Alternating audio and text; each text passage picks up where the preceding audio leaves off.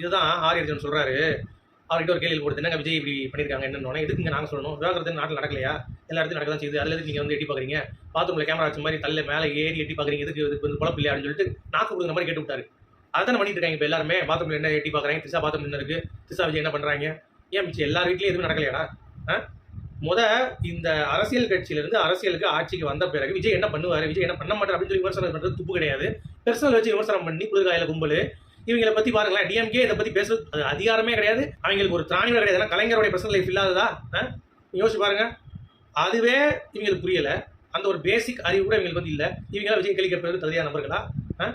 நாம் தமிழர் கட்சி கேள்வி ரைட்ஸ் இருக்கா? என்ன பண்ணி கிழிச்சிங்க எவ்வளோ நேரம் நீங்க? சீமான் அவர்களுடைய பர்சனல் வாழ்க்கை வந்து ஒழுங்கா இருந்ததா? ஏங்க பெர்சனல் நம்ம பேசக்கூடாதுங்க. அரசியல் சார்ந்து நீங்கள் பேசி விமர்சனம் பண்ணால் ஓகே. கொள்கை இல்லை, கோட்பாடு இல்லை, ரெண்டு பக்கம் நிற்கிறாங்க, எல்லா பக்கம் நிற்கிறாங்க. இங்கே பாருங்க, எந்த பக்கம் நிற்கிறாங்க என்ன அதெல்லாம் மேட்டர் கிடையாது. மக்களுக்கு நலன் இருக்கா அப்படிங்கிறது தான். எல்லாத்துக்கும் என்னன்னா ஒரு டர்ருங்க. விஜய் வந்துட்டா ஓட்டை பிரித்து எங்கேயோ கொண்டு போயிடுவோம் இல்லையே.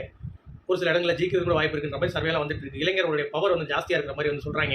அப்படிங்கிறப்ப எல்லாத்தையும் வந்து வயிற்றால போயிடுச்சு.